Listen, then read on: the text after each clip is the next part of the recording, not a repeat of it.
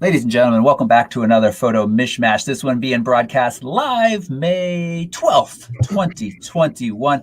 Happy May, everybody. Our first show of May because we've been traveling a little bit. It's a big show. We got big congratulations on multiple levels to give, not only to one of our co-hosts on the show today, but also to so many of our community members. We'll be just talking about how fantastic as a community so many people did in their first PPA competition.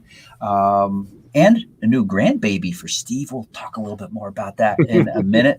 Plus, I actually had a decently big stock photo payout, which is something that if you've been following the show for a while, you know for 4 or 5 years, I've been kind of reporting on my stock earnings.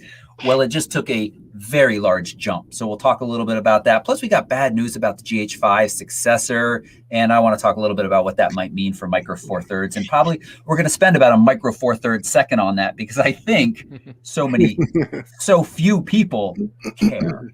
That plus lots more photography stuff. I'm really excited to be back and talking. And I'm going to start with my friend Steve, who I saw about a week ago on our Moab workshop. Steve, how you doing today? Man, has it been a week already? That's crazy. It feels like I just saw you. We've had, just a ton going on. Lots of great stuff. It's just so nice to get back out there. I just couldn't be happier about this time of year. Everything is in bloom. The weather is warming up, and we have been on tour now, which just makes me super, super happy. So, Moab was just an incredible tour, and can't wait to get back there. Yeah, I feel the same. We're going to come back to you in just a second because we got lots more to talk about with you. But I'll just say Steve is a professional photographer in the Cincinnati area and ask the important questions. Have the cicadas appeared yet? Brood X is on its way as we speak. So I guess what needs to happen is, you guys can research this on your own, but the Brood X appears every 17 years. These aren't the cicadas that come out annually. And so they've been kind of underground, eating tree sap and growing.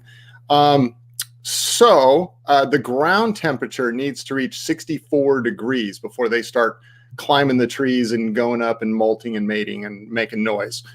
But I'm told that when they start making noise, it can be as loud as 100 to 105 decibels, which is like the sound of a freaking lawnmower. Yeah. And this is going to go on all night. So I don't know. I'm not a bug guy at all. In fact, they freak me out. But these things are harmless. And I can't help but think this whole lifespan and the way this operates is truly fascinating. So that was a very long-winded answer to your question.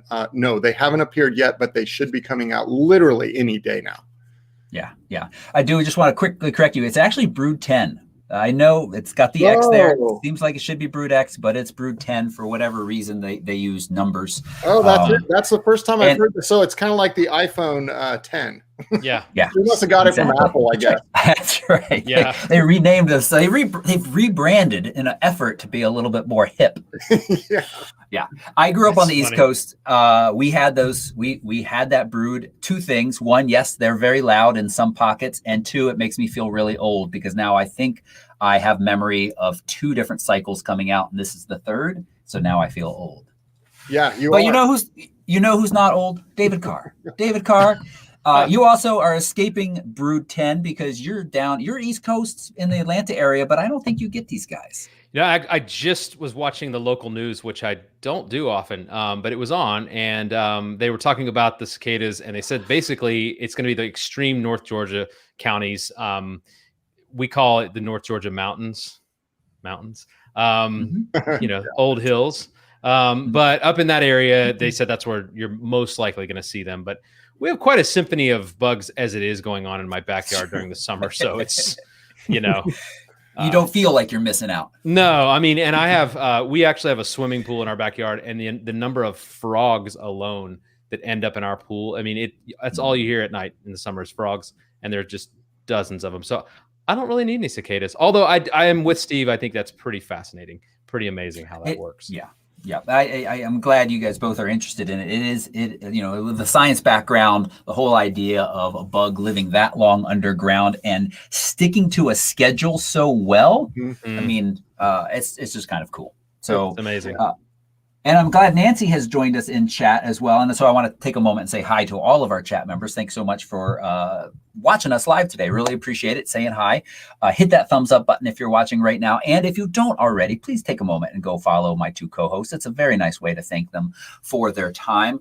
But I wanted to give a special shout out to Nancy because she did a cool macro. So just so you know, real quick, these bugs crawl up out of the ground. And basically the first thing they do when they get high up out of the dirt is hang on to some wooden structure and break out of their exoskeleton and transform into these cicadas that we all see with the big red eyes and the big wings and make a lot of noise. Before that, they're kind of these little brown, almost grubby looking things with legs. And so she captured, I saw her post on Instagram, kind of a neat macro series of one of them breaking out of its exoskeleton. So that's neat. It's a lot of cool opportunity for macro photography if you're not too squeamish about bugs. Yeah, if anybody wants to come to my house, come on over with your macro lens, shoot all you want. You're probably not going to get me out there. I'm with you, Steve. I mean, if they make a like 1,000mm macro lens, so you can be telephoto and macro at the same time, I would do that. So. Yeah.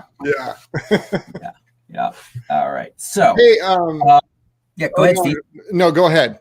Sorry.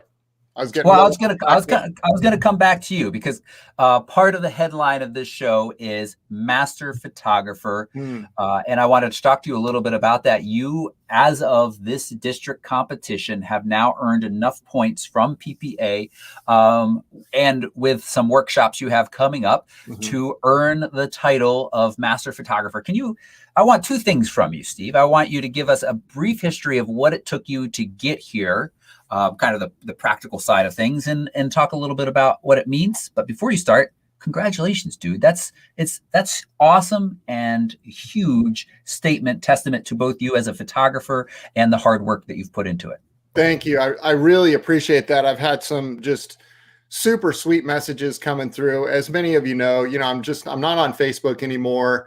But David McKay has taken some screenshots and he put a post out there about that. And right after I realized that I would have, enough points for the degree, that really hit me like a ton of bricks emotionally. And I wasn't expecting that at all. I'm a pretty soft, emotional guy down at my core. And I've talked to you guys off and on about a lot of the insecurities I have around my work and that kind of stuff, which has gotten a lot better over the years as I've improved in my photography skills.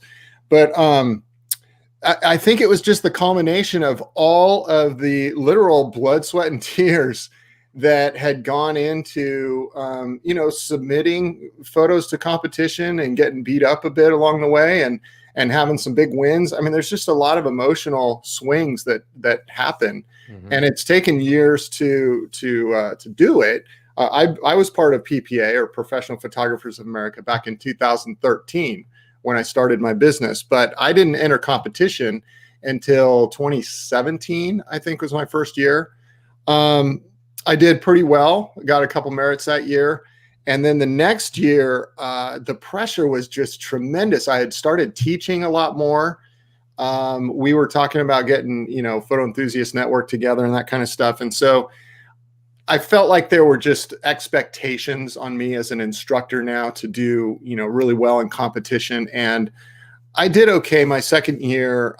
I think I got 2 merit points again, but I didn't feel good at all. I got really beat up that competition. I submitted prints, physical prints. I used to do that when I first started, and they just didn't show that well.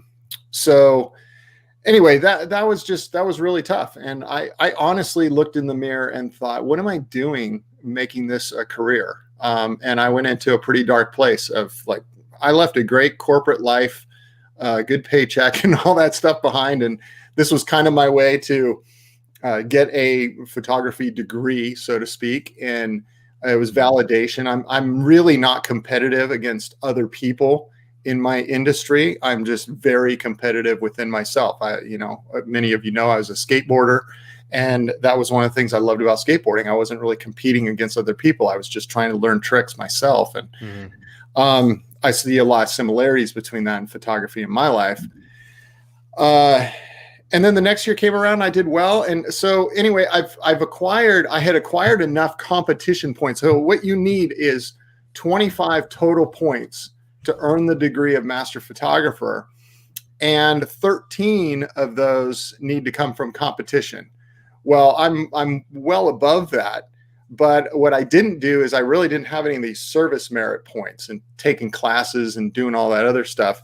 And so for the past couple of years, I've tried to do more of that to get my service points. I could make them all competition points, but it would just take longer. And I was kind of getting close. So going into this year, I needed 5 points to get my degree. I was at 20.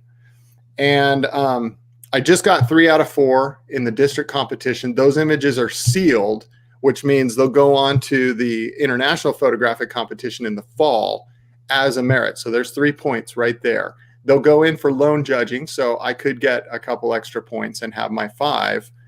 But I thought, well, I still need to take some classes. And I would have done those anyway because I like to learn.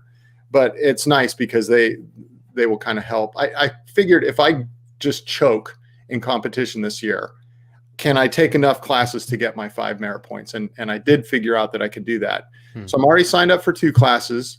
That's 2 service merit points. If this stuff sounds like Greek to you, don't worry about it. And then yesterday, I found out I got 3 competition points, which basically secured me, meaning I don't need any more points in the fall. I don't need to take more classes in the fall.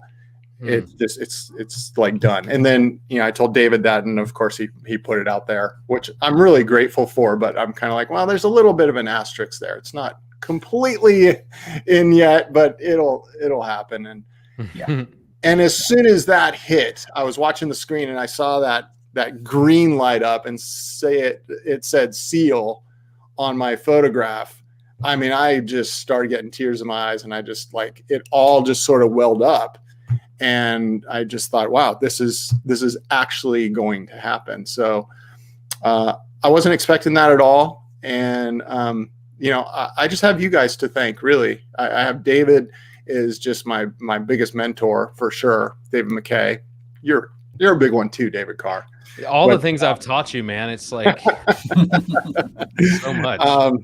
But everybody, what we do with Penn, what we do here at Mish Mash and everything else, it just has given me an opportunity to feel confident to go ahead and do this. And what's awesome is, and I know I'm getting long-winded here, but we have so many people in Photo Enthusiast Network that are taking part in districts this year, and hopefully we'll have more at IPC in the fall. And trust me, even if you go 0 for 4, you will become a better photographer for getting involved in the competition. Even if you don't care about it, just watching it, you learn a ton. But especially participating and kind of seeing how things are judged, it's just it's been priceless for me. It's really helped my insecurities, and I'm a pretty happy guy. So I just a couple quick things. You started in 2017, Yep. And I think most people watching have some ideas, but you submit images. How many images can you submit to districts? 4. So it's the same. It plays out the same as international photographic competition. A max of 4 images, and the most points you can get are 2 points per image, and that gets into all the other stuff that we can go over another time. But yeah. So the most points you can get in a year in a specific category is 8. Okay. But if you're somebody like Tanya, who's very active in this group, she's entering the open competition, but she's also entering the artist competition. So there are ways to get to that degree faster if you kind of spread out the type of work that you do and enter different types of competition. But it's very difficult. Many say it's one of the most grueling, difficult photographic competitions in the world. It's definitely the oldest. It's been going on for well over 100 years, I think close to 150 years. And it's just, it's not perfect. It's very subjective when you're talking about photography.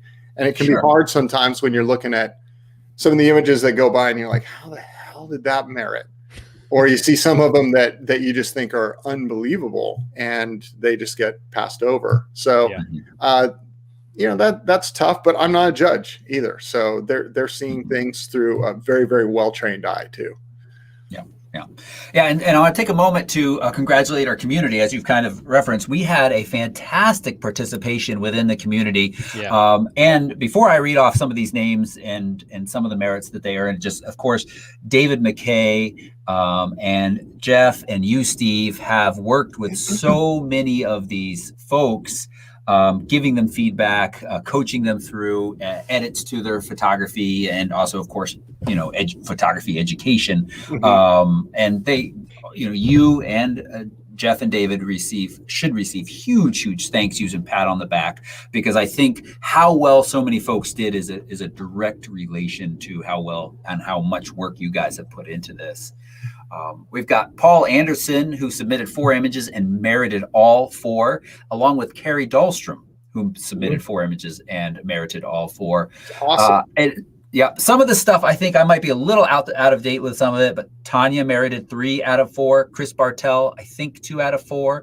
Sean, 2 out of 4. Kevin Walk, 2 out of 4. Jody, 2 out of 4. And then Jeremy, Brian, Becky, Tim, Deborah, all merited images. And Jeff Galanowski, not as good a year, but again, and Laurie submitted 1.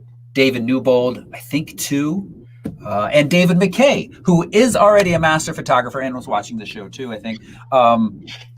He's already a master photographer. Why is he still submitting images to this competition? There's no monetary reward, right? Well, David likes to talk about this. He's very open about it. He just likes to push himself. He likes to push himself to become better constantly. And that's one of the things that I just professionally, I admire the hell out of him. You can go on to Craftsman. So, you do keep gaining merits and you do keep gaining various awards. I'm sure that that's important to him at a certain level, but he is the kind of guy that will, if he's won every single award there is to give out by PPA, he'll probably still continue to enter competition. And what's great for all of us is he just leads by example. He's not just like, hey, I got my master of photography and let me show you guys what you need to do. And then you kind of sit back and just play judge. No, he's walking the walk with you. And it's inspiring. Hey, but I want to make a quick mention. This is on topic, but just a quick segue here. I spoke to a guy earlier today, and I'm going to botch his last name, man. It's Steve Labkoff. And Steve, you're in chat right now. Welcome. Thanks for joining the show. But if I botched your last name, I'm really sorry. Anyway, I was talking to you guys earlier about taking these PPA classes, these workshops, and they're offered at various times during the year. And Steve is teaching a class this Saturday on nighttime and astrophotography. And I signed up for the class quite a while ago, knowing that I would be home during this time. And Paul Anderson is also going to be in that class with us. And Steve and I had a chance to chat on the phone for a little while today. He's a physician by trade out in the, I think, Connecticut, New York area. And anyway, I had a chance to go onto his website. I'm going to link it in the chat room here just so you guys can check it out.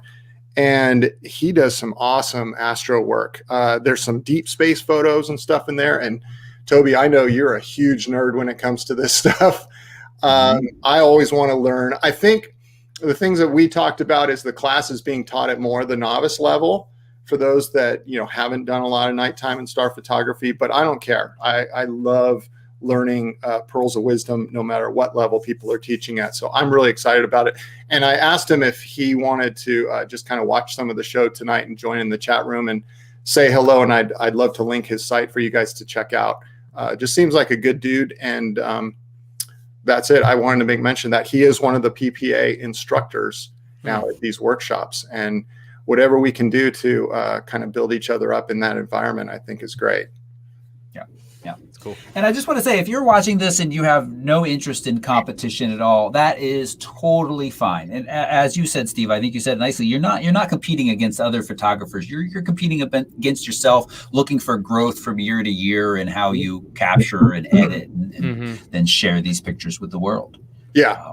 Yeah. And photography has always been some of you know my story. I left 20 years in the corporate world to start this business, and it was mainly to leave a legacy. You know, I wanted to do something I was passionate about.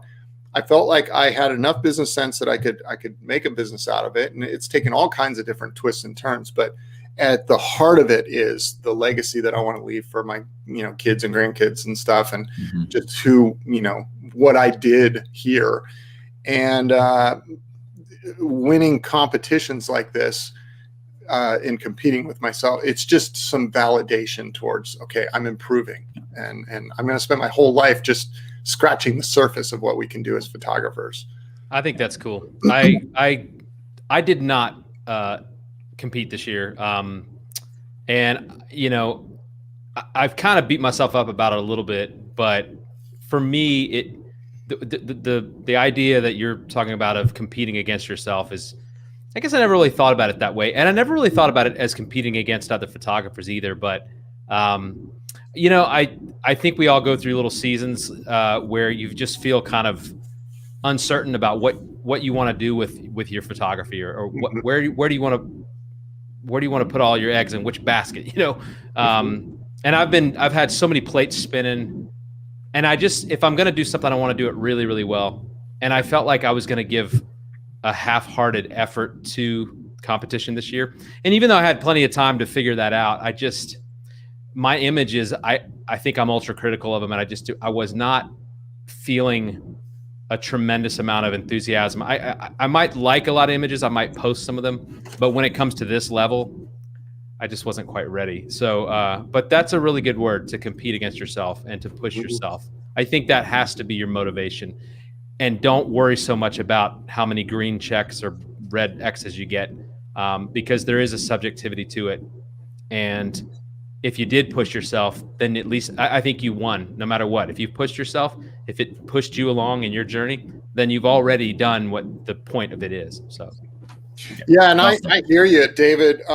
This year was really difficult for me. I struggled enormously trying to figure out which images to show, because we didn't do any tours last year. I did one tour, and it's so easy for me to go back and look at a bank of tours that I've done the year before and pick my favorites out of there and use those for submission.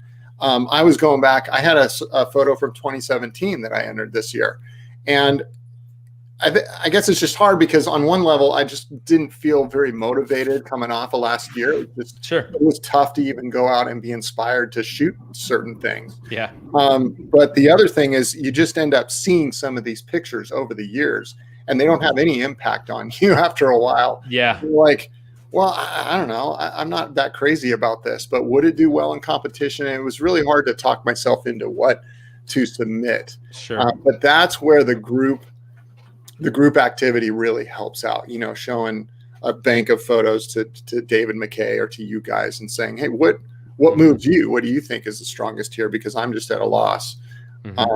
So I ended up really pushing myself, but it was probably, and that was probably part of the emotion too. This past year, it was harder to ramp up and do this district competition than any other IPC I've submitted for in the past.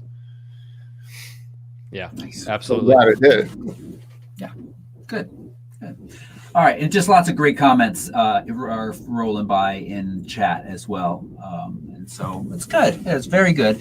If you want this kind of support, and again, you don't have to be PPA member, you don't even have to have plans to participate in PPA, but PEN, the Photo Enthusiast Network, that Steve and I, along with David and Allie, all founded a couple years ago to provide education and support, and has grown into this fantastic community. You can find out more about it at photorec.tv/PEN is the easiest way.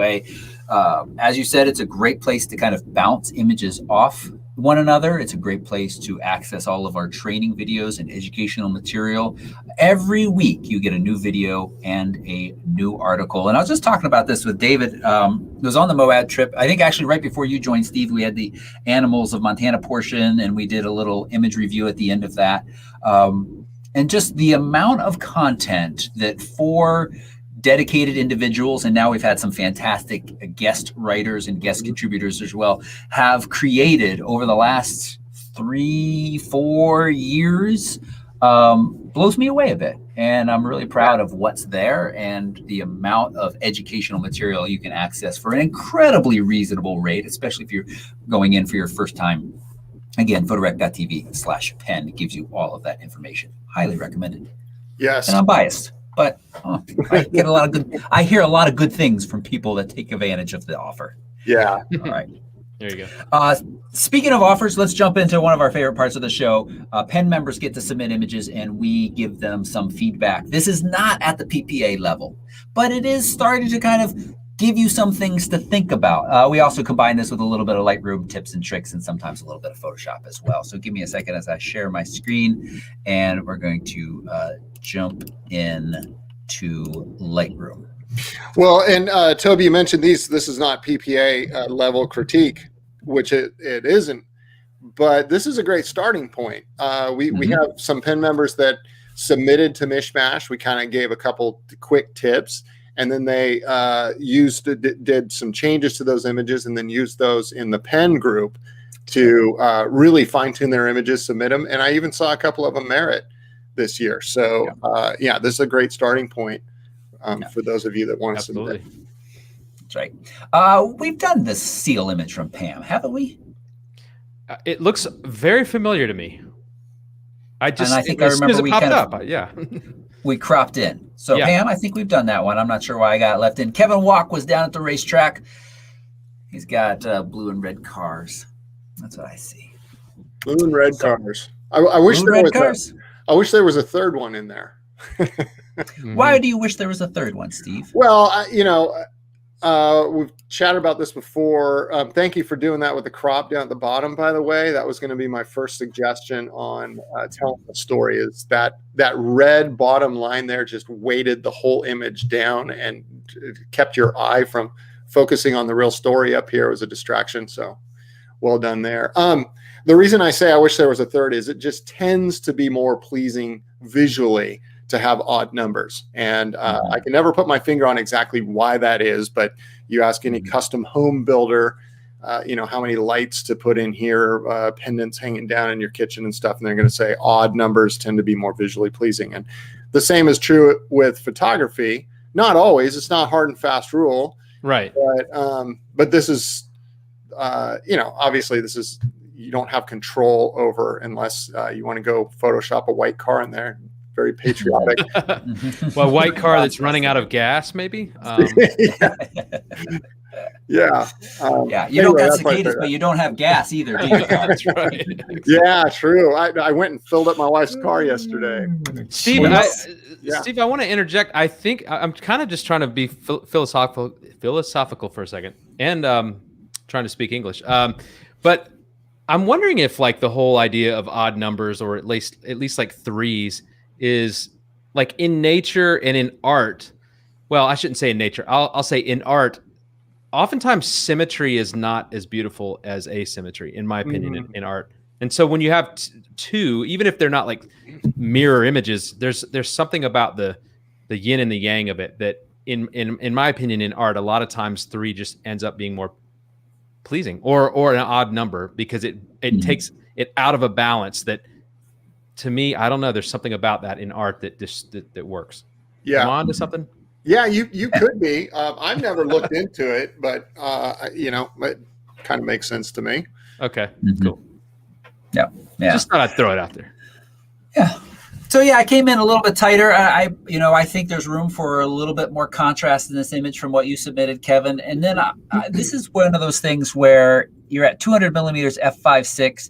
Definitely noticing some fall off, and the red is not as in focus. And I'd like it to be as crispy as the blue. Do you guys feel the same? Or I actually would go I hear what you're saying, and I feel the same way, but I feel the same way in an opposite sense. I would, because the blue car is in focus, the red is so slightly out of focus that it's sort of noticeable.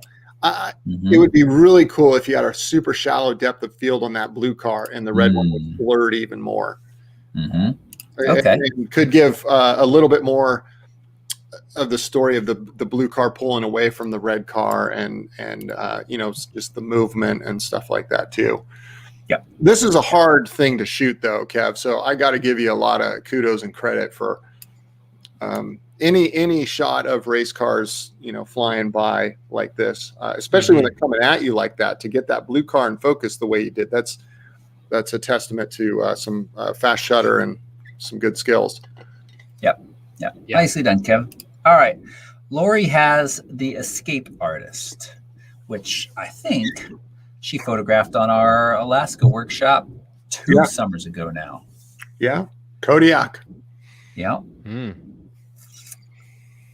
Wow.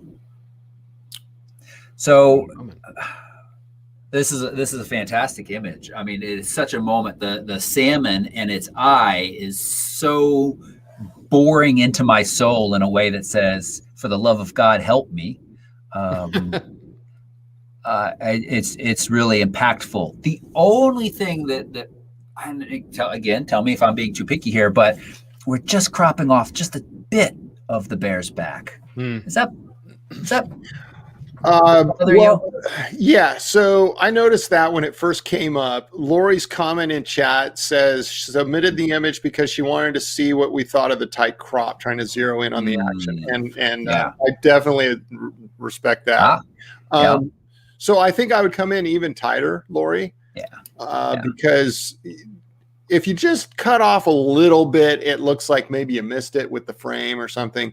But if you crop in really tight and be unintentional about what you're doing there, then I think it's a lot more forgivable. I would have maybe even come in tighter than that, Toby, if you can. It depends on file size and how much you're cropping, of course. Would you come past? Bear's ears are just so amazing, and so I'm really reluctant to chop those out. I don't know if I would spend some time playing around with this, because the thing is, once you include the bear's ears, you now have another layer to the background there, right?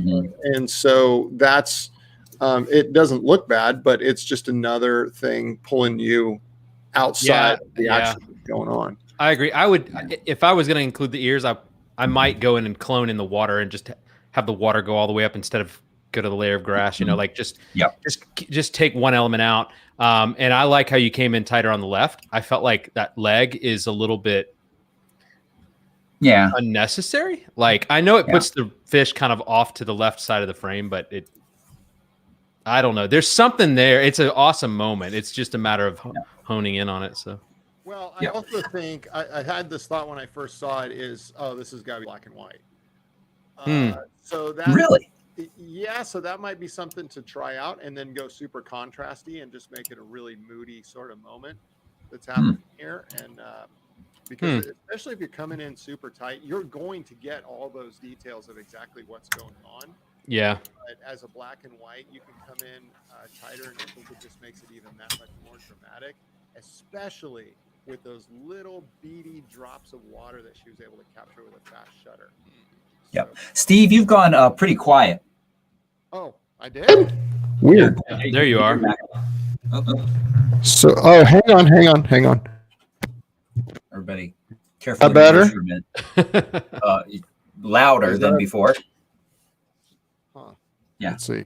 How about that? Is that okay? Barbara Warble says, "Where are you going, Steve?" He was on the dark side of them. Hang on a sec. Let me unplug my mic. Okay. Yeah. Oh, one thing I want to point out real quick. I don't know if other people noticed, the bear already had one fish right here on the other side of the rock. So it's just, goodness. There's some neat story to this. That's cool. I think I really don't mind the kind of being off on the third here, kind of leave. Yeah, I don't either.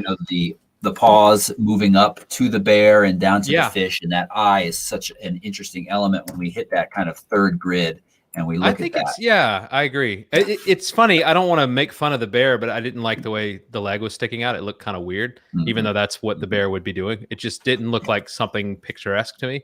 Because the heart of this image is the faces, the bear and the fish, and however you have to work it to just bring all the attention to that is all. It's really all you need to show. And and seeing that second fish Even though it's a little bit kind of like hard to tell at first, I think knowing that it's there, it's definitely part of the story. Yeah. Hey, can you guys hear me okay? Yeah. Yeah, you sound normal. Thank you. All right. I think it's something to do with the cable between my mic and the computer if it gets bumped. So I just went ahead and removed it. I'm using the internal mic in the computer. Okay. Cool. Okay. Sounds better. You sound good. All right. Debbie has Yellowstone, I'm going to guess. I like the kind of a little bit of a wider, I think this is a little bit wider. Let's go 16 by 9 and see. What do you think about coming down even a little bit, even a little wider? Not as much clouds. Because again, I'm always asking myself at a point, you know, if it's just kind of the same up top, if it's not changing at all, probably not included. Yeah. I love the color. We have this nice orange, and then it fades up to this little bit of a green in this, probably reflecting from the green in the water and the deeper water in these thermal pools in Yellowstone. Toby, what would you say to a really wide horizontal crop, eliminating the sky? Yep. I was wondering the same. So I'm going to hit the A key to get rid of that locked aspect ratio. So you mean come all the way down? You might have to with this one, because the problem is you got the wide part of the thermal feature. Yeah, I kind of like that. I wish there was a little more room at the top. You could go into Photoshop and you could, kind of fill in the spot where the light starts to appear. That way you get more of the steam coming up. Yeah. The reason I said that is you have these really warm, earthy tones down in the thermal feature, and then you've got this green hillside in the back that makes a nice dark background to the steam coming up. And then all of a sudden you get into this blue sky, and it's a pretty sky and everything, but it's such a contrast to what's going on with the feed that it all of a sudden it's like a vertical tennis match. Your eyes are just kind of darting up and down between the two. Yeah, this is that trick. It's that tricky thing I've always talked about with these kind of photos is like when you saw it while you were there, it's awesome, and it's daytime, and it doesn't matter. You don't critique the sky in the middle of the day, but when you take a photograph of it, all of a sudden now you're trying to show this picture, and the blue sky becomes almost a distraction from the really cool part of the image. So if you're able to shoot from another angle where you can eliminate some of the blue sky, that always helps. If you're not able to, that's where that Photoshop heavy lifting kind of comes in my opinion. Yep. Nice, Debbie. Thanks for sharing. And Mike knew you were going to submit, or you're going to suggest black and white, so he just went straight to black and white. Steve. I thought most people say I always tell everybody to flip it. Now which this could get flipped. First, I want to say black and white is interesting for this because these hawks often have some really pretty colors to them. And I think we have a D&G here. I think, can we go back to a color? No, no, there it is. Yeah. So there's the color. I like it. Interesting. Yeah. Yeah. The hawk is very pretty, but I think, Mike, what you were thinking is that some of these browns are similar to the shades in the background. And you go black and white, and the sharpness of the bird stands out a little bit more from the background. Helps it not blend in as much. I don't know though. I like the color. I like it personally. Yeah, I do too. Yep. I love black and white photos, but because a lot of times color doesn't work. It's just like the colors just aren't there. But these colors kind of go together. It's a little more, I don't want to say monochromatic, but there's not as much variation. You don't have like a blue sky like in the last shot where it's like you're competing against some other color that is just drawing your attention. So Toby, can you do a like a rotate with a crop in Lightroom? I do all that in Photoshop, so I don't. What do you want? Yeah. So I don't know, just having them kind of fly rather than straight across, having them kind of go more corner to corner, something like that. So you can do this in Lightroom, but it limits you to the existing crop, right? You can't. That's right. Go outside of it. I can't. That's right. Yep. Where in Photoshop you could, and you could generate some new canvas and do some content aware fill in there as well. Right. Yeah. But I do like to David Carr's comments. I do like the color here. These are complementary colors. They're warm tone. Yeah. They're light. I really, really like this. I think a lot of times I consider black and white if it's a couple things: super harsh sun or contrasting colors that are just distracting from the story you're trying to tell. Yes. Yep.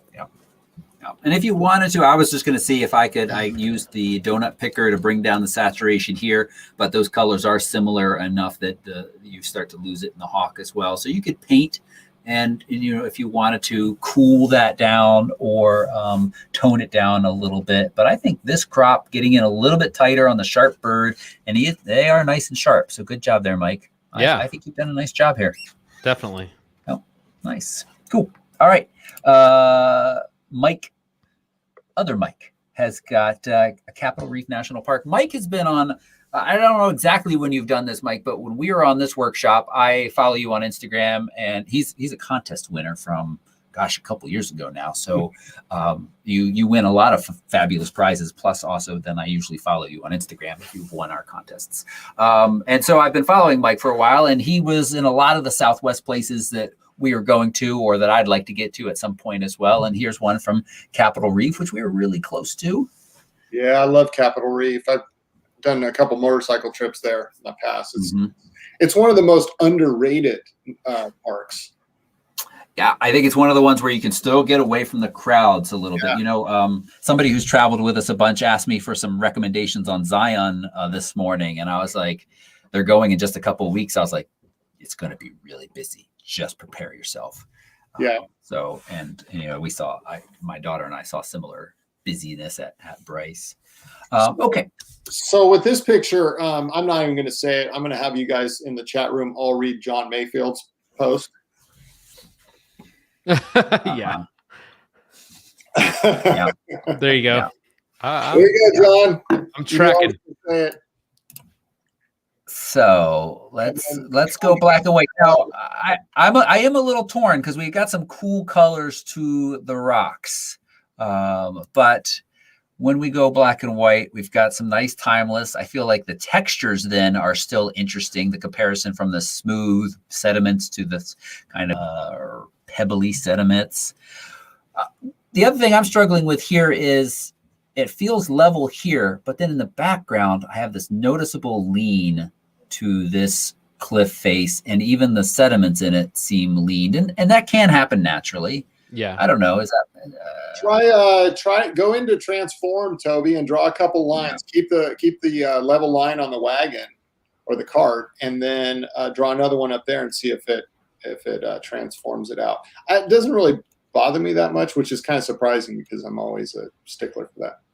Yeah, it didn't to really distort the cart though on the far right side now. Yeah, it doesn't bother me a whole lot because it's a natural thing, so it almost looks like it could be that way. But if it was like architectural, I could definitely get on board.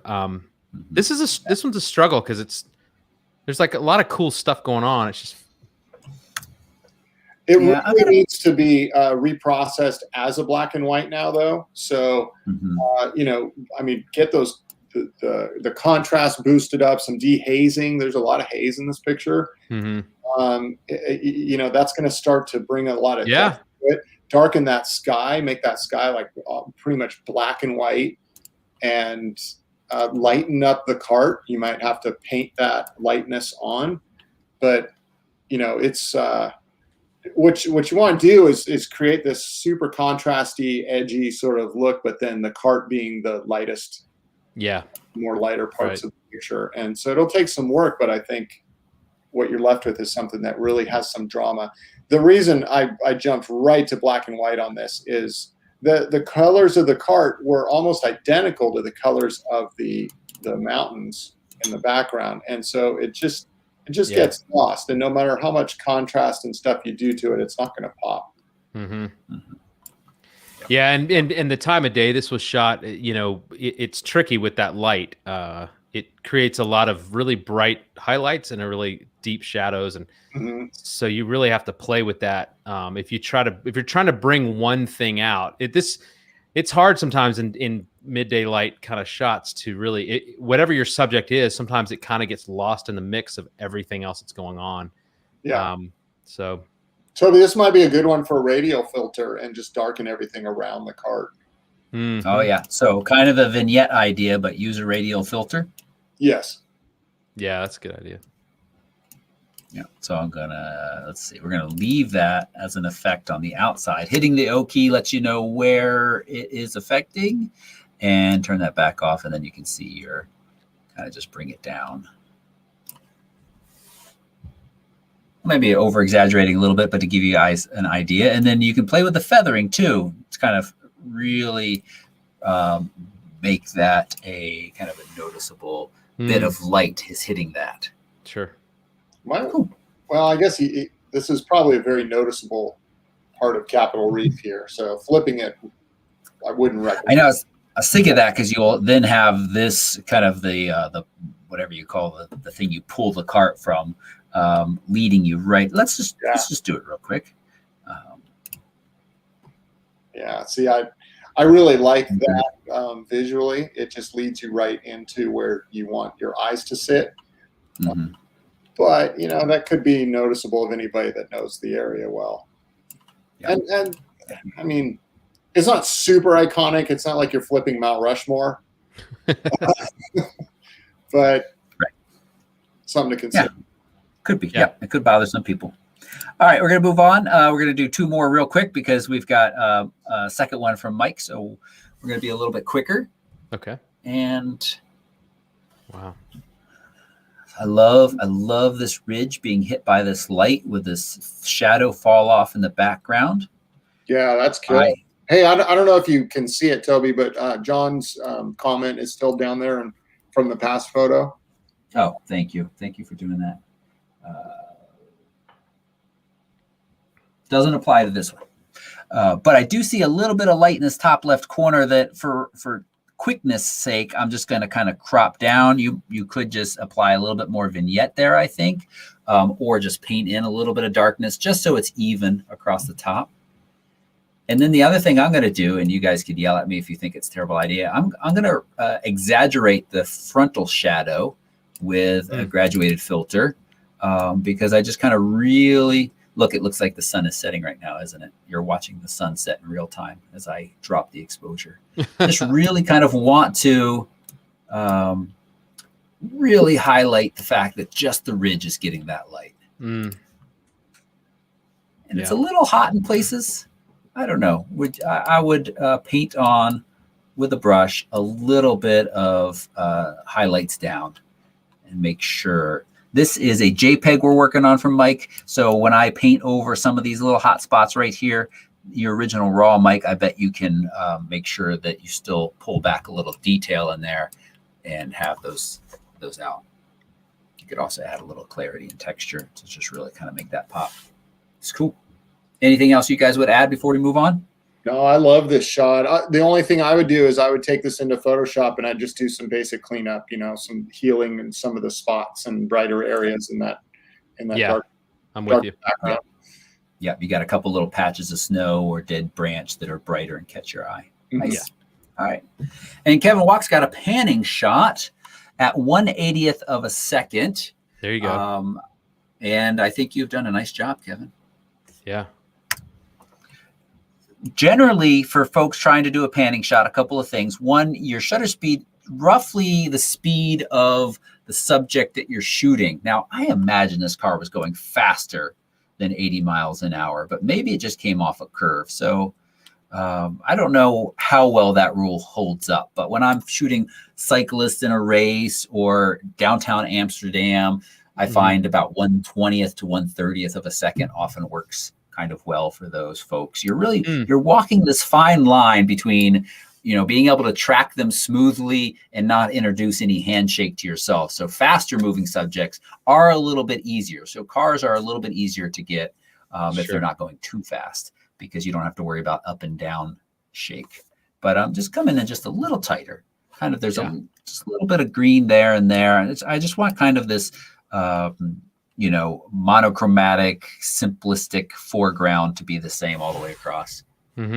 This should totally be flipped in a black and white with a white vignette.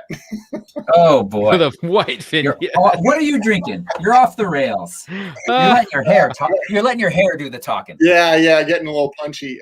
No, actually, I love this shot. I love the color. I love the panning is great. It really is.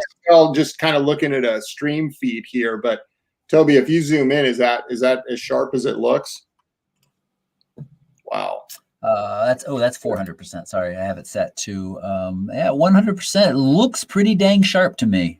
Yeah. Little bit of motion here, you know, on here and here, but otherwise no. Another thing that I am still experimenting with, Kevin, if I think you're watching, if you let us know, were you on, this is with a telephoto lens, I think, so you have stabilization built into it. Were you on mode 1 or mode 2? Because sometimes I feel like if you take the time to switch to mode 2, you might get a little bit better of a panning shot because it's not trying to fight that left-right motion at all. That's a great point. And that's one that I rarely think about until somebody asks, you know, what are these modes on the side of my long lens? So that's a great thing. That is good. We're going to go out and pan. Yeah. All right, we're coming back to us. I just give that warning because Steve's been just playing with his hair for the whole time, so I want him to sit back and stop playing with his hair. It's not true. So yeah. Here. You're lovely. Gosh. So, I mean, I got a love-hate relationship with it, really. I mean, and on one hand, I love it, and then every time I see it sticking out of the back of the hat, I just go, "Oh my god, what has happened to this man?" It's like that show. Under my hat on the tour, and I got a bunch of crap from people. So now I'm just letting it flow. But it was really funny. You may have seen this on Facebook. David McKay screenshotted and sent it to me. Cheryl from our tours. I won't say her last name, but she's a total sweetheart. She commented on the post that David put about me acquiring enough points for master. And she's like, "Oh, that's great. Does this mean Steve's going to cut his hair now?" Oh, gosh. As if I'm what's the word where you like wear the same socks until you lose, or I don't know, man. But it looks superstitious. Yes, thank you. You do you, man. And it's just water in here, I promise. I know it's whiskey, but sounds like you whiskey. guys, you're working on almost 6 p.m. there, you East Coasters. So it's understandable. Well, I'm just happy. I mean, we're back to work, man. I've been like on cloud 9 since we got home from this trip. Yeah, it's nice. I'm excited. Steve, you and I are back out in just a couple of weeks. Joshua Tree for more astrophotography, which I love. We had a chance to sneak away at Moab and do a little bit of astrophotography, which was just a lot of fun. Yeah. You guys, for those of you that follow my Instagram, probably saw my post about that. There was a lot of words in there, but the gist of it was our last night. We were having a campfire, saying goodbye to everybody. It's like 11 p.m. and Toby comes over to me and says, "Hey, the Milky Way is going to appear for a solid hour and a half, starting around 12:45. Do you want to go back out?" We've been up. Was that the morning that we shot Mesa Arch? I think it was. I think it was too. Yes. And I'm not going to lie, I was tired, but I just, the idea of that, plus we had already started to talk a little bit about the potential for returning for an astro-specific photography, astrophotography specific tour there. So I wanted a little bit more time shooting in that area. And so, we headed back out. Yeah, we've done that a couple times on trips. We keep it quiet, but that's the non-teachers in us, I suppose, the photographers in us that are like, okay, we've been teaching all day, which is great, but sometimes it feels good to just sneak away and just be like in the peace and quiet of the night shooting the stars. That's cool. I had major FOMO going on watching all those Instagram stories and photos last week. You guys look like you had an amazing time, and it was a great tour. It looked incredible. Yeah, and David McKay has mentioned he's going to be sending that information out for the August Moab tour specifically for astrophotography. And again, this area is just fantastic and offers so many opportunities. So we're really excited about getting back to that. If you're not, just go to McKayLive.com if you're not already signed up for the newsletter. But I think this initial email, David, is probably just going to go to those people who have said they have interest, and it might sell out from that. So should people email you at hello@McKayLive if they're desperate to get on this tour? Because if it doesn't happen this year, it's very likely that there will be more in the future, and of course, other tours for astrophotography. Nancy, who we were just talking about earlier with her love affair with the cicadas and the macro, she is on Glacier later this summer and was like, hey, are you going to do any astrophotography there? And I'm like, yes, David Carr, you and I had a fantastic tour in Glacier last summer, and that was some of my favorite astrophotography too. That was a lot of fun. That place is awesome for that. Yeah, it's fantastic. Yeah. Yeah. And I just take a moment and say thank you to these places for preserving and having wonderful dark skies, because I know so many of us, I think one of the reasons why people love astrophotography is because wherever they live, when you look up, you're lucky if you see 4 or 5 stars. And being able to get out to these places and seeing the Milky Way with your own eyes is pretty fantastic. Yeah. Oh, which reminds me, so on the way back from Moab, Fiona and my daughter and I, we took our time. We had some great adventures, and we were on Antelope Island State Park, which is just outside Salt Lake City. But that air is pretty dry and clear, so the stars were great there. And we were walking to the bathroom as we were getting ready for bed and looked up, and there are 6 or 7 little dots, bright lights, just kind of moving across the sky. And I was like, whoa, what is that? And I thought, is that Starlink? I know, especially astrophotographers and astronomers have been a little upset with Elon Musk's Starlink because he's put a lot of satellites in, and they're showing up in some shots, or they're showing up in, in the telescopes of some people as their thing. And I was like, 10 of them traveling like that? They seem kind of low. And kept walking. And then all of a sudden, new ones came over the horizon. And I am not lying. There's like 40 or 50 little dots, one after the other. And of course, there's no sound to them. It was Elon Musk's Starlink, but it was eerie. I was like, I've never seen this. That's and there crazy. were some people eating at the campsite next to us. There's a little canopy, so they couldn't see the sky from where they're sitting. But I was like, excuse me, sorry to interrupt. Can you see what's going on in the sky? Do you know what this is? And she looked and she's like, oh yeah, that is Starlink. That's Elon Musk stuff. And then she stood there for a minute. She's like, whoa, I've never seen this many. I mean, it was wild. Yeah. I think he has like 60 something. Right? Yeah. He has like 60 something satellites or something at this point, and it's just going to they're going to keep cranking them out. So yeah, I know. I think he just launched 60, and I think that he has about 1,000 up there right now. Yeah. Oh, is it that? Yeah. No way. I had no idea. Okay. I knew there was plans for 1,000. I didn't know that's where we're already at with that. Yeah. I think the ultimate plan, I could be wrong. I could be off. Chat room. This is why you're here. You're our much smarter brains. I think the ultimate plan is for him to launch somewhere up in the neighborhood of 6,000. Whether or not they ever will get there, I don't know, but that's their goal, to have complete coverage of the U.S. And I'll tell you what, as somebody who loves astrophotography, well, one thing, the reason why we could see these so well and so bright was because they had just launched. So as they spread out into their orbits, and change their configurations a little bit, they will be less noticeable, but they are still going to show up. And the fact that we're going to get up to a number of thousands like that, and as a person who loves good internet and is frustrated when we travel without it, this is a really interesting and appealing idea. Yeah. But as somebody who loves astrophotography, I don't know why I'm struggling over saying that word tonight. I'm a little torn, and I know they're supposed to be painting these new ones a slightly less reflective shade that should help, but there is a fear that at some point in the future, a nice clean shot of the sky is going to be very, very difficult. The good thing is, if we're out on a tour and you need to download like the latest filter that like removes all those, you'll be able to download it because the internet will be so fast. So it's like a, it's like a win. It's like a win-win.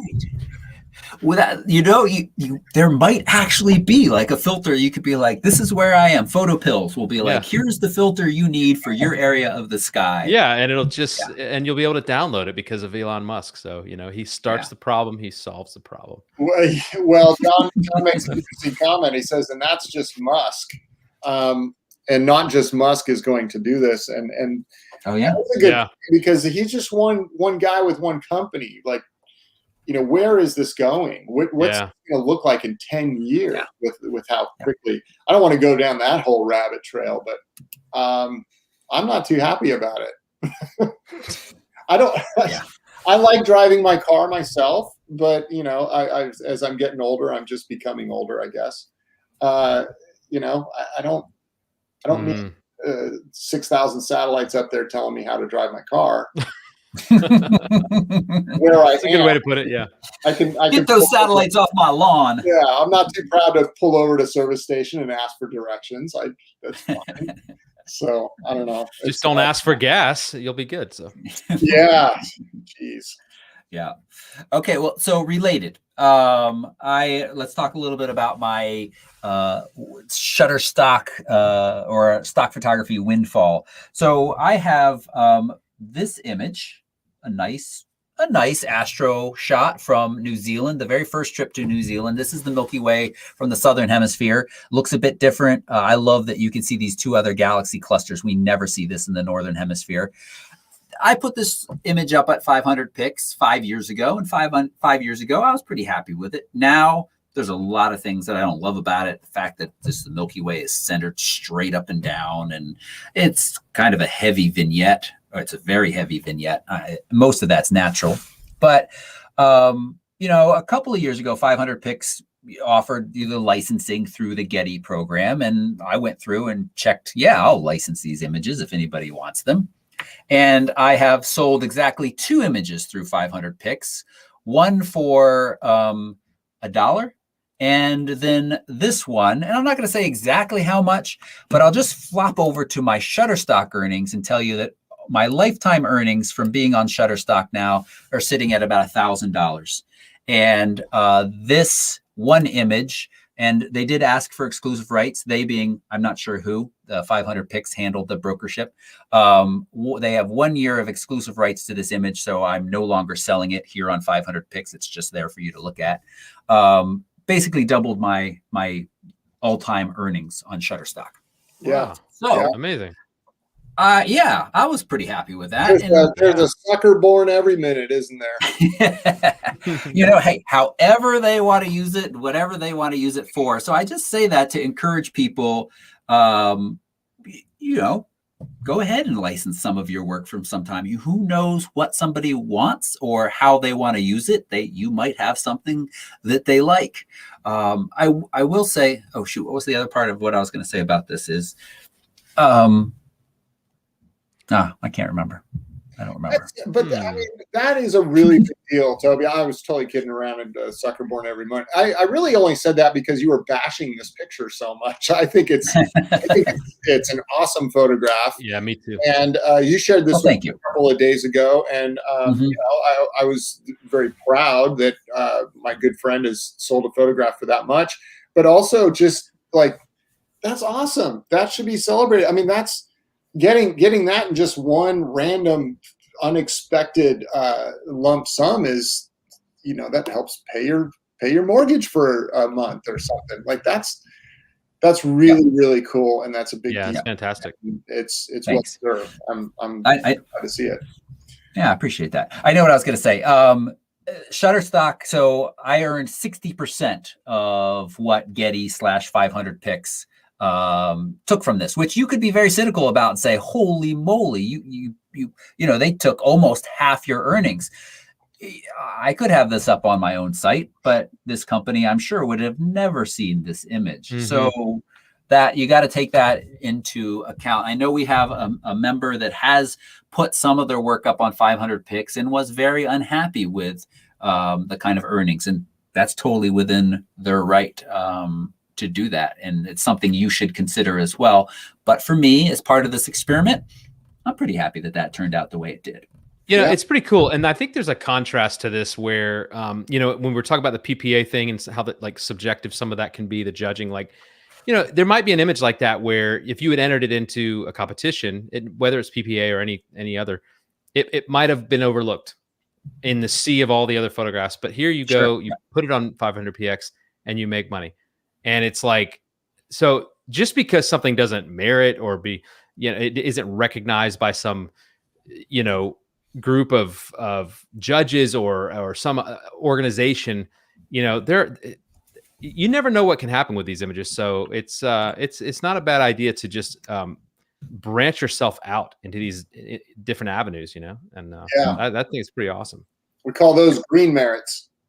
Yeah, Green merits. That's right. That's right. Nice. Chris says, "Are you going to pay your mortgage with that or buy a new lens?" Chris, that's you know, it might be a sign that I should get. Oh, another thing I want to say is that is taken with the very budget-friendly Rokinon f2.8 lens. I remember that lens of yours. I could tell it was taken with that one. Hey, I mean, that might be where some of that heavy vignette comes from, honestly. But, did you give me that lens? No, you gave me a Laowa. I think so. Wide, ultra wide. Yeah, that's right.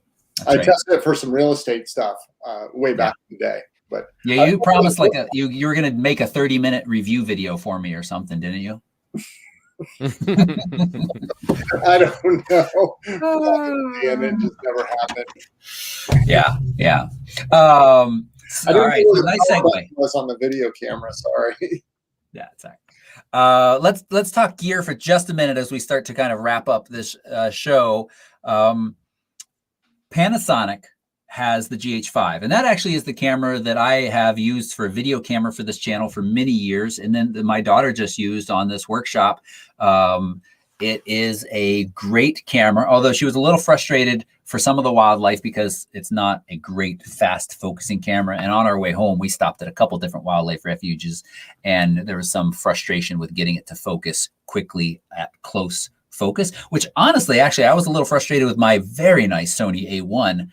Similar, sometimes on smaller subjects that are close to the camera, it does not seem to focus quickly as I would like it to. That aside, back to the GH5.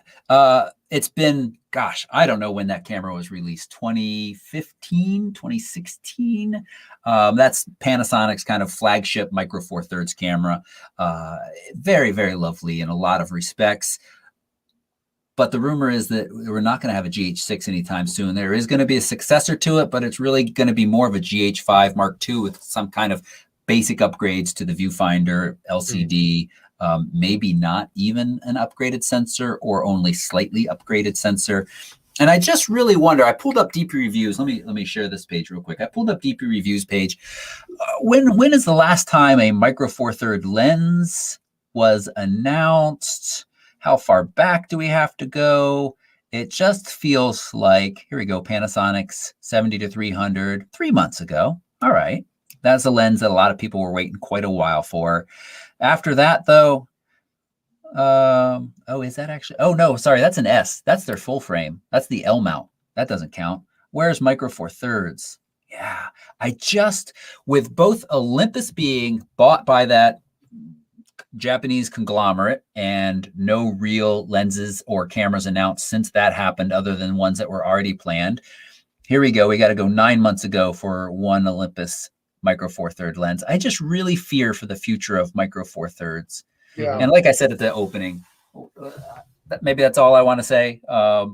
We just see so few of them on workshops these days. There's so little buzz about them. Yeah, they can be great cameras for certain people in certain ways. I think for travel and wildlife, that is pretty fantastic. But there are some really strong alternatives that are only slightly bigger now, and I worry about them. I struggle to find where their place is in the smartphone camera world. Yeah. You know, they're just getting squeezed out. So you've got these tiny little sensors in our cell phones that are taking incredible pictures until you want to blow it up into a billboard. And then you've got APS-C. That there's great APS-C sensors out there that are just taking incredible shots. and then full frame and medium format. And then the medium format world is expanding, which is cool. Yep. Because of mirrorless and everything being able to be smaller. And, you know, my camera that I take out, it's smaller than my 5D Mark IV Canon DSLR. That's incredible. So, and yeah, it costs money, but as time goes on, technology and stuff, it's just going to cost less and less. So where does Micro Four Thirds even fit in? Yeah. If I'm running a company, or if I'm an investor in a company that specializes like Olympus, and it's really sad because I love Olympus cameras, and I love the company, I love the history, and they're just awesome cameras. But man, they need to get out of that Micro Four Thirds world. Yeah, and now it's too late. Yeah, I agree. I mean, like you said, with full frame or with medium format becoming more and more prominent, it's almost like that's becoming the pinnacle, but it's becoming more attainable for a lot of people. It's definitely where I have my sights set going into the future. It just feels like, you know, I feel like in this day and age, I was telling somebody the other day that they were asking me about the convenience factor of is a Nikon 28-300. You know, that kind of like multi-purposed all-around zoom. It's a great lens, but she was asking, should I get like a 105 1.4 for portraiture, because the 28-300 is just not quite doing it. I'm like, the reason the 28-300 isn't doing it is because it's multi-purpose, it's versatile, but it doesn't give you that quality. And in this day and age, that's what we want, is the quality. We want, I mean, because, you know, that's going to win out over so many other things now, quality and content, but you get what you pay for. And so I just feel like these like older technologies are, I mean, they're just going to go away because there's no room for them, like you said, Steve. So. Yeah. I don't know. John says he's curious what kind of print size you could get with a cell phone and something like Topaz's Gigapixel AI. It's interesting. And there are some cell phones with decent or a little bit larger sensors now, and really good glass, and the rumor of even bigger sensors coming in phones in the next year or two, I think are just going to, as Steve is going to say, just going to slay the smaller sensor market. And I think you could get a pretty nice print size. The thing, what holds the phones back, and we have this conversation all the time in the field because we're out there, we're capturing these images, and then somebody pulls out their phone and they're looking at the back. Your phone is doing instant HDR and instantly processing these images. So, and you have this gorgeous screen compared to your camera screen, which is never as good. And you look at the two, and the phone picture always looks better. But when you bring these back and start to edit them, the phone picture is going to fall apart way faster than your camera picture. There's so much more room for information and detail in what our cameras are giving us.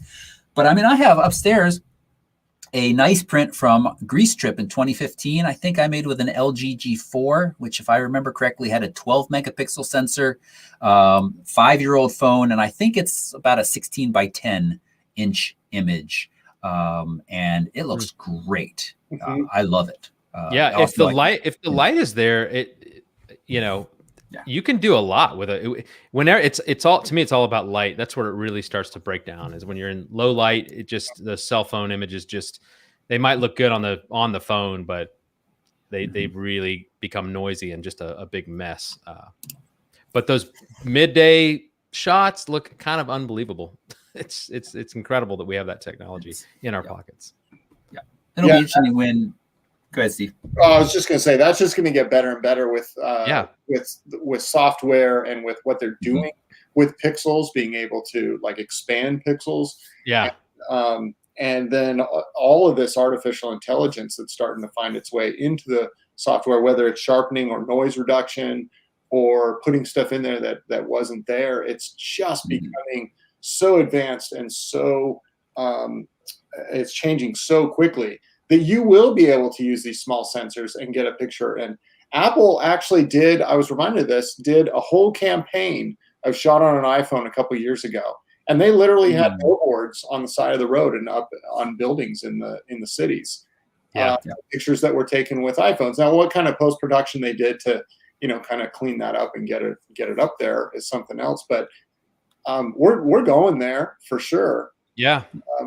But for right now, I'm sticking with the big sensors and the big pixels, and like you said, David, what it does with the light, and what we have at our fingertips to manipulate that in post-production, you just have to compare.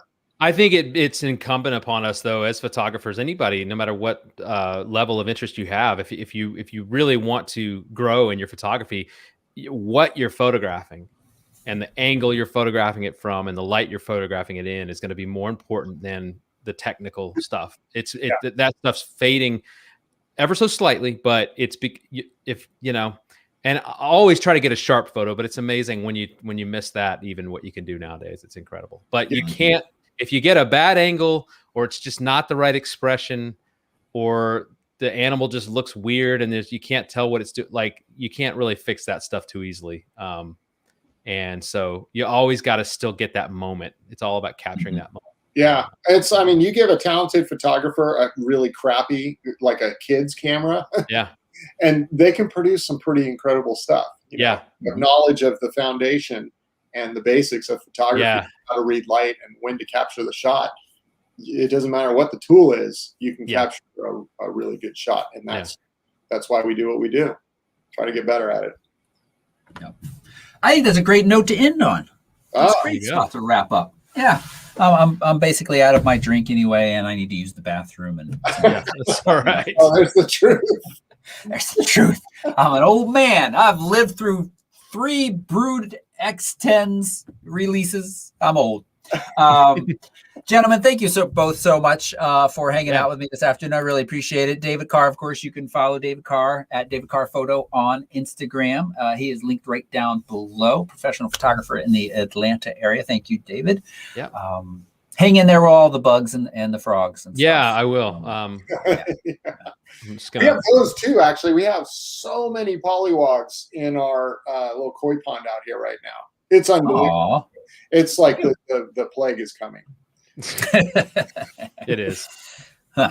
It's weird here in Seattle. It's been like 3-4 days of warm and sunny, and we have 4 more days, I think, of that before it's supposed to rain again, which is a little bit weird. But yeah. Wow. And that long-haired hippie-looking freak is at Steve or at Scurich on Instagram. You can go follow him there as well. And you are posting some beautiful shots from our workshop, so you should go check out what he's up to. Thank you. And it's a nice way to thank those guys again for their time. And if you haven't already, hit the thumbs up button. Really appreciate that. Chat room, thank you for hanging out with us. Really appreciate it. If you're watching and you're a Pen member, thank you. I think you find what we do and what you pay for very valuable. If you're watching and you're not a Pen member, you could learn a little bit more about it. Photorec.tv/pen. You get a great discount on your first year of membership. If you have any questions about it, you want some free samples, we offer some as you land on that page. But if you want to check out more, just send me an email. I'll share some of the behind the scenes stuff with you. I'd be happy to give you a taste of all of the different content we add. But as I said, a new video and a new article come out every single week. And there's a lot of great stuff there. Hey, I know you have to pee, Toby, but and you may have already covered this. Were there no questions from the? No, nope. Just John that we kind of touched on, but I did thank you. That does remind me to say thank you to Roy for being in the chat room and keeping on top of all of that. I appreciate that, Roy. Thanks. I just didn't leave anybody hanging if they were waiting for us to get to their question. Appreciate that, Steve. I appreciate that. You can follow Roy at McKee Photos to see what he's up to behind the scenes. He's kind of the behind the scenes brains of a lot of this operation. So really appreciate that work you do there, Roy. Thank you. All right. I'm here next week. I don't know who will be sitting with me. I'll leave it as a surprise. See, come back and see. Everybody, thanks for watching so much. We'll see you again next week. Bye-bye. Thank you, guys. Good night. Bye-bye.